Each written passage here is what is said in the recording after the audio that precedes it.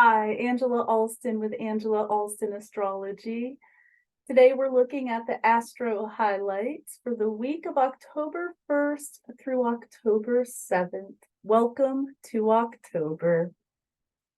Before I get started, I want to talk about some of the content that I have over on my website.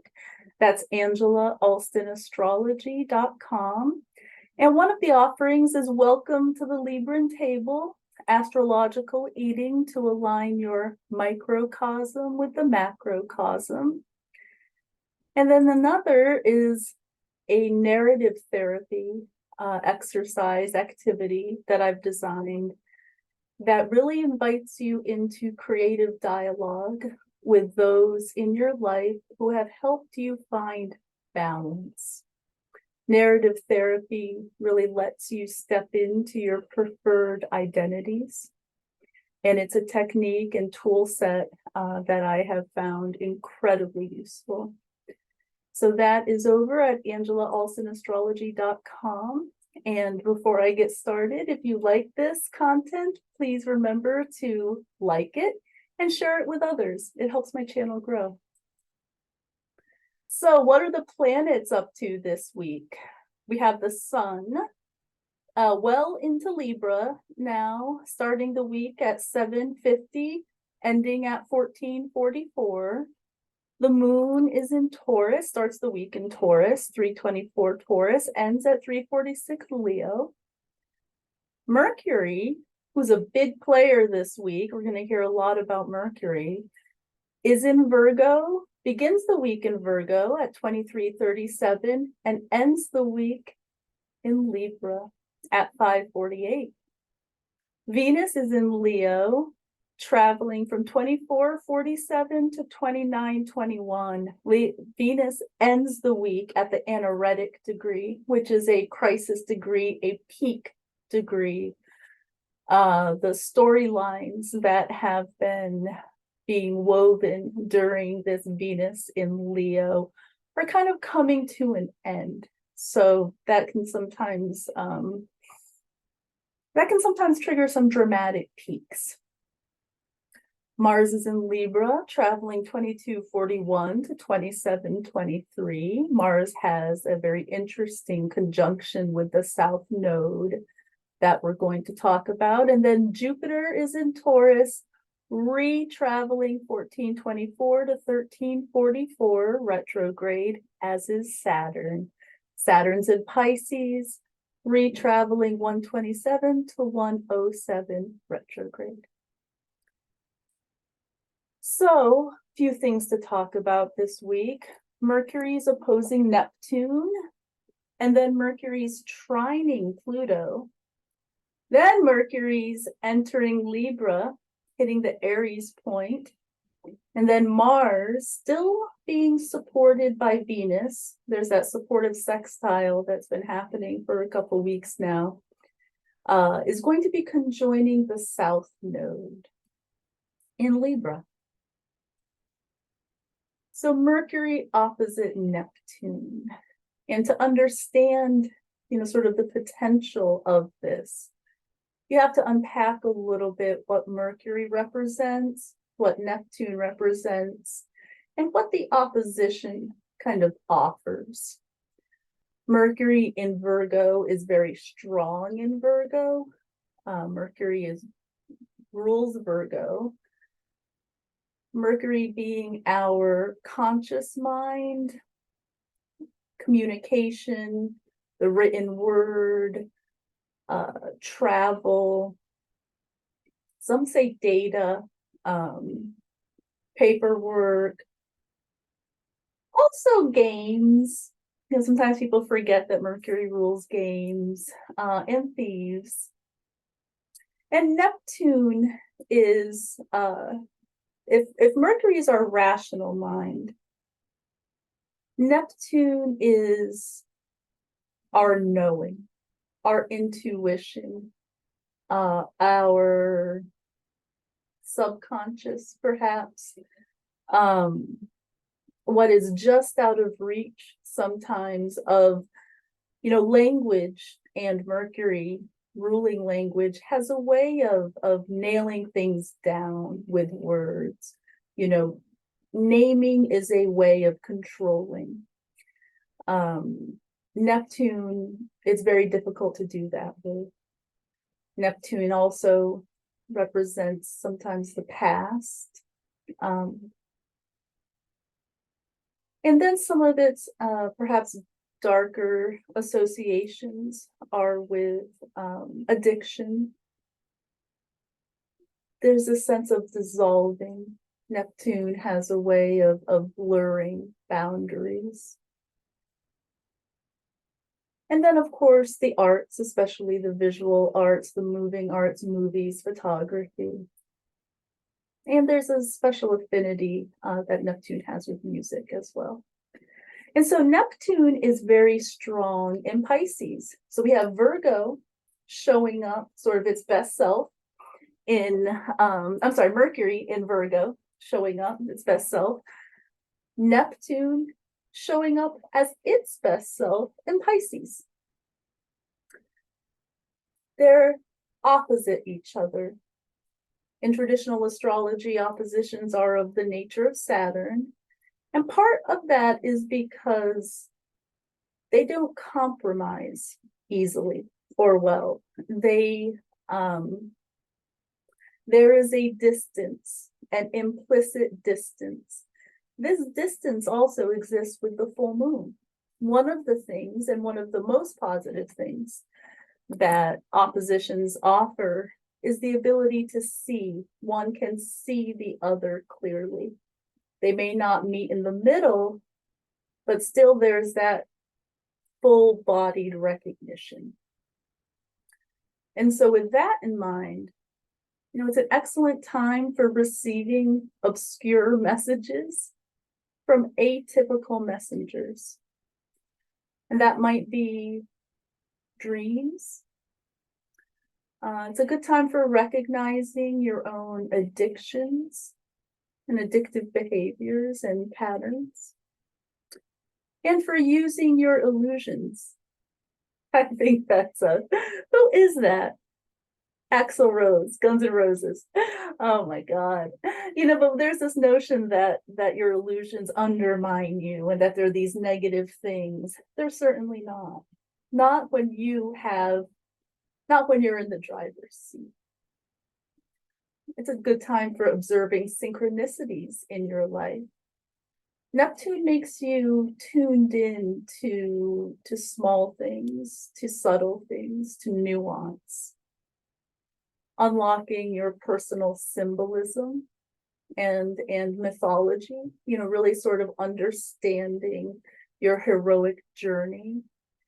And akin to that, just remembering your own history.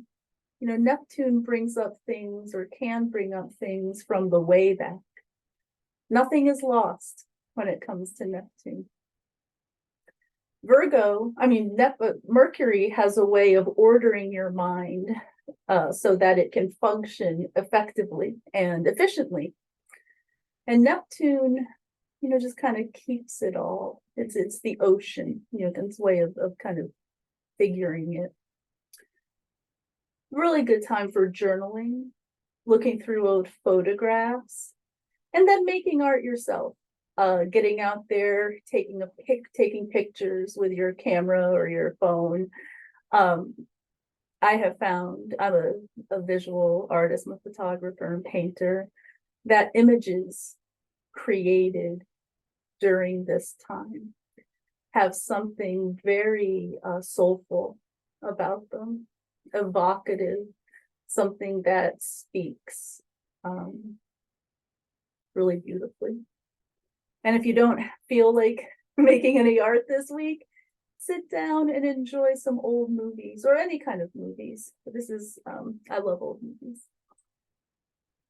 So that's Mercury opposite Neptune, really kind of starting the week with that. And then moving very quickly into kind of a different dynamic with Mercury. And that's Mercury trine Pluto. And this perfects on Tuesday, October 3rd, 12:29 p.m. Pacific time. Trines are of the nature of Venus.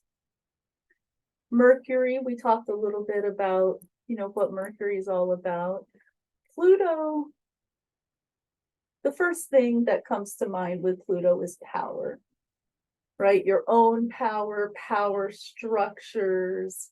But Pluto also kind of governs the taboo, the world of the dead, what people don't tend to like to look at, the wound, and also great wealth.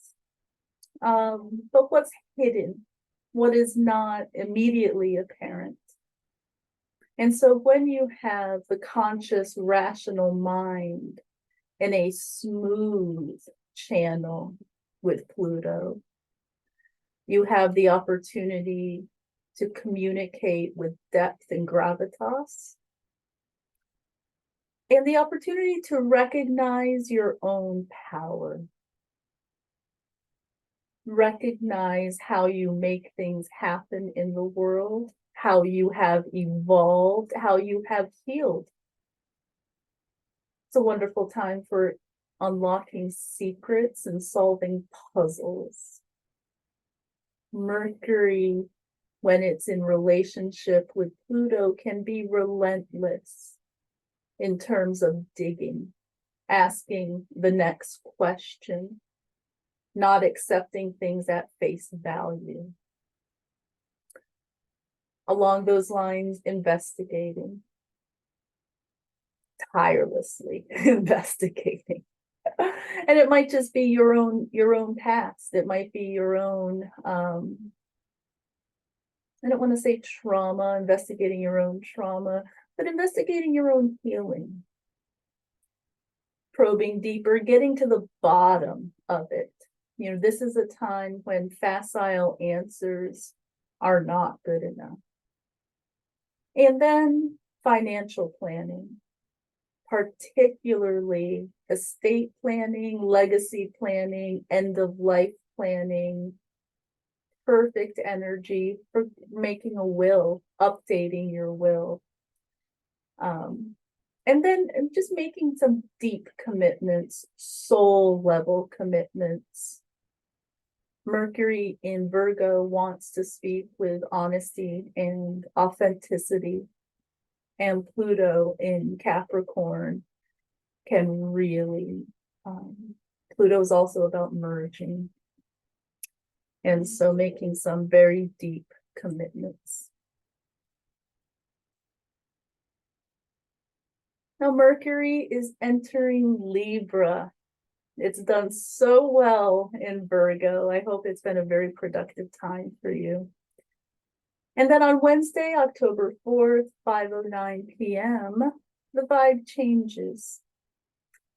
Libra is cardinal air, and it's ruled by Venus, where Saturn is exalted. Venus and Saturn get along a lot better than a lot of people realize they do.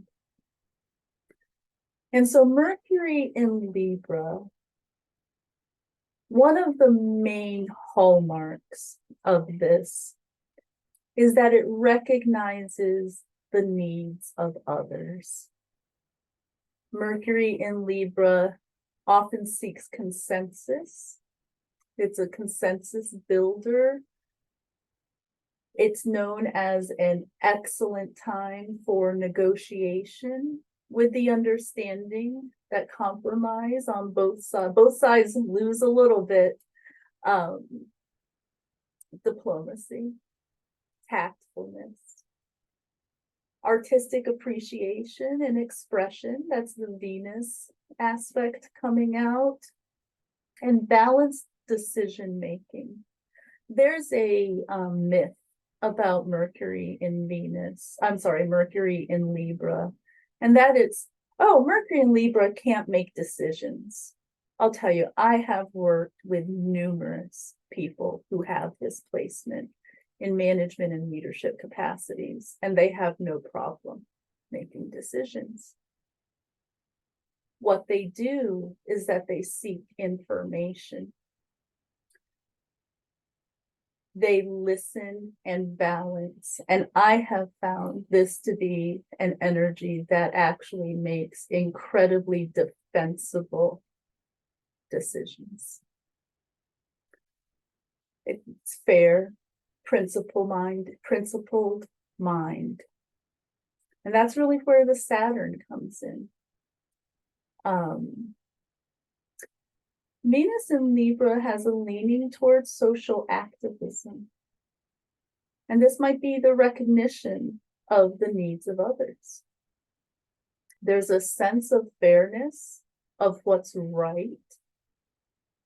It's a team thinker, a group and an organizational thinker.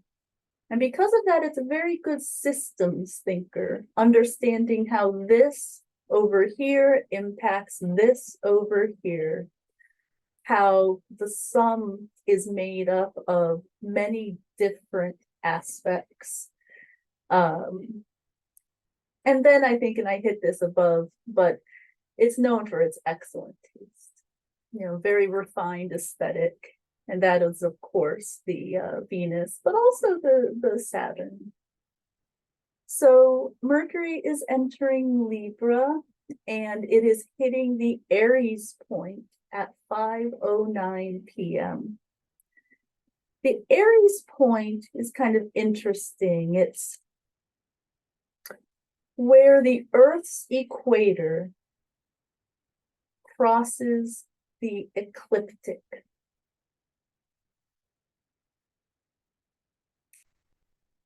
It's considered a power point, a very sensitive, charged point.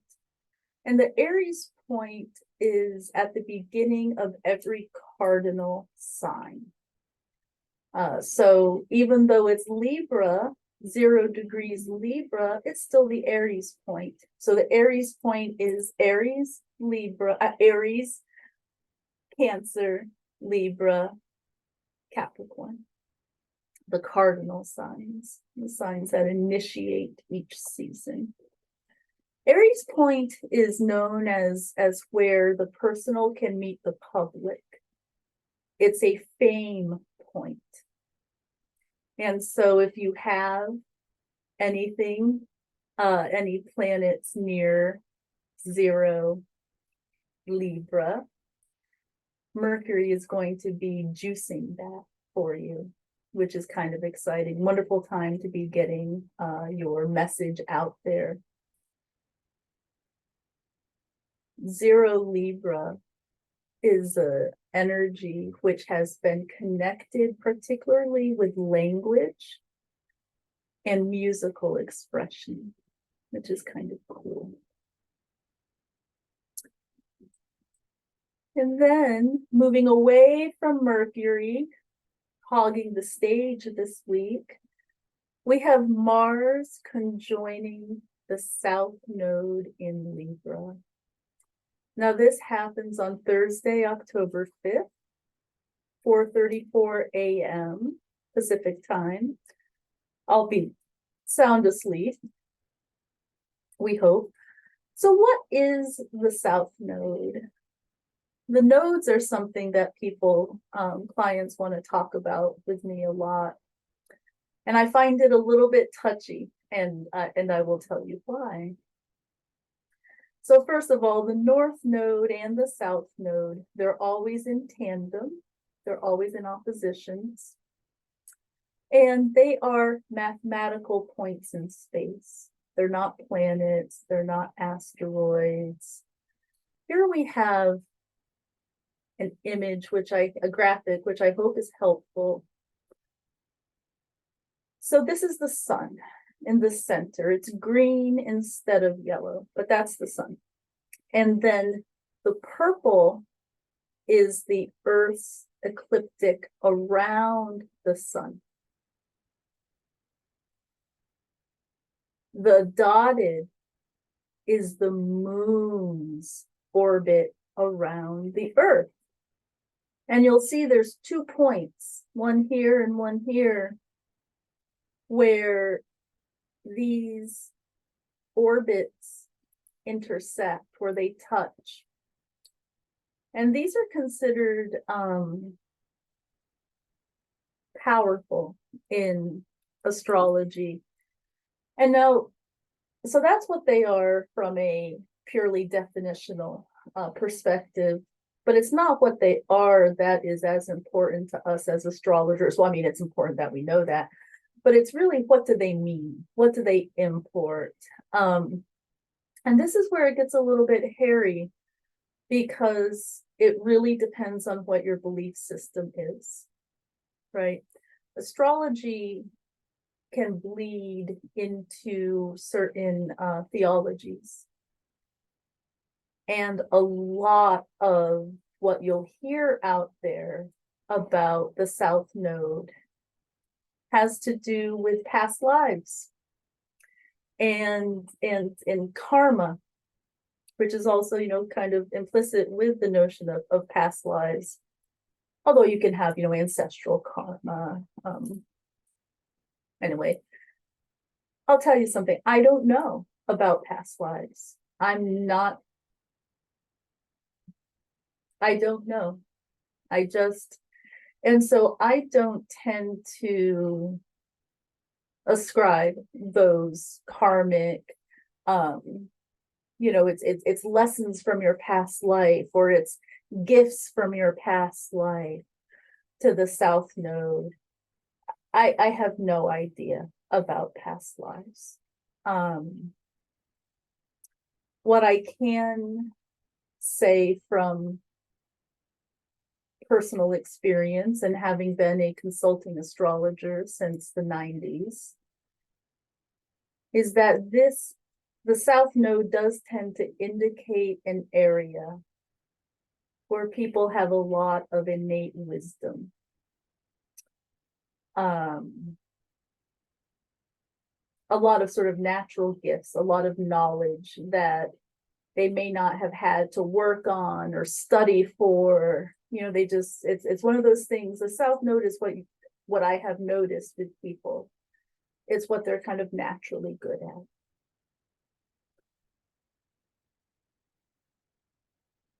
I have heard, and this is a very difficult thing to quantify, but that it also represents a point of release. If you have the process of intake and outtake, the South Node is where things are let go, where things are released. And Mars, in traditional astrology, well, in astrology in general, you know, it can often signify a man. And in Libra, it's about relationships. And so I'm not going to connect those dots too tightly, because I honestly don't think you can. There's a lot in astrology that I find deeply mysterious. And the South Node, the nodes are one of them, right? I can understand it from a astronomy perspective. Oh, okay, yeah, it's a mathematical point. How they manifest in our lives is something that is much deeper than that. And see, I'm not going to say I can't ignore them, because I can tell that they are important points. And when people have transits natally or by progression to these points, it's impactful in their life. I mean, I'll tell you, my husband, we've been together for over 2 decades. His Venus is exactly conjunct my South Node. And when I met him, it was like love at first sight. I knew within 3 days of meeting him that I was going to marry him. And trust, and when I was in my 20s, I was not that kind of girl. It blew my mind. I mean, it has been utterly life-changing, quite literally. My Saturn is also exactly conjunct my South Node, all in my 4th house. in all those sort of textbook, cookbook definitions, you'll hear about Saturn conjunct the South Node in the fourth house. You know, they really ring true in a lot of ways for me. I had an incredibly challenging childhood. It was filled with loss, abuse. It wasn't a childhood that I would wish on my worst enemy. So I really don't know. But I wanted to give you a heads up that that's how this is happening this week. And so it might, I would love to hear, honestly, actually, how it plays out for you. And I'm going to be looking myself to see what happens, you know, in my life, if anything, when Mars conjoins the South Node at late Libra.